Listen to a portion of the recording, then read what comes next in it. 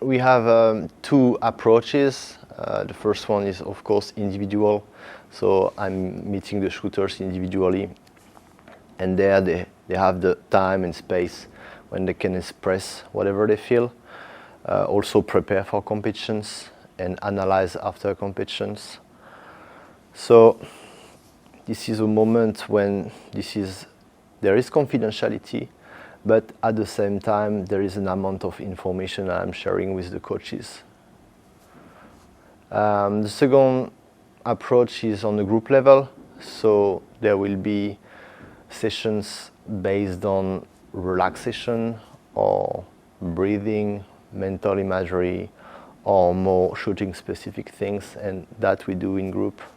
The level of arousal and stress is different. When you are training, you are quite relaxed, you know the environment and so on. You are not in threat somehow. When you are competing, you are exposed, so there is stress factors to consider. So the first thing I would recommend is to start to register their own thoughts. What's happening in your mind? What kind of thoughts do you have? Are they helping you or are they preventing you to perform? How do you feel? How does this thought make you feel? And then how do you act?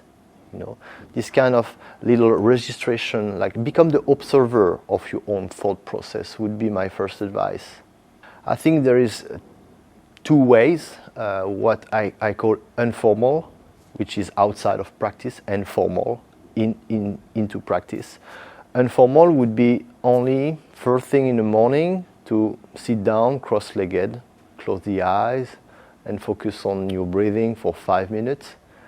Every time a thought is coming, just let it go and focus back on your breathing.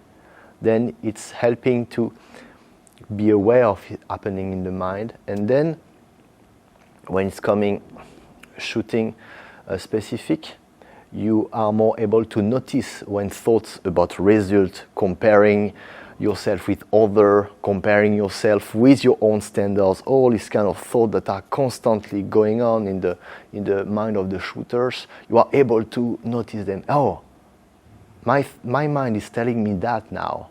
Okay, I just let go and I refocus on my shot program. So it's quite simple, but to understand the concept is quite simple, but to actually do it is very difficult. So we would start in training when there is no stress and repeat again and again and again, and then low-key event, and then you getting ready for major competitions. What is the best feedback you have gotten from the athletes? Well, there was a very, very important competition. Maybe I will not name the competition, neither the athlete, but where the athlete was struggling in the pre-event training. And then we had this discussion, and the athlete needed to unload that the feeling was not okay, and we could have this time to let it go, to just empty your bag somehow, and we refocus on very simple and basic things. And the next day, the person did very, very good. So it was a success for both of us.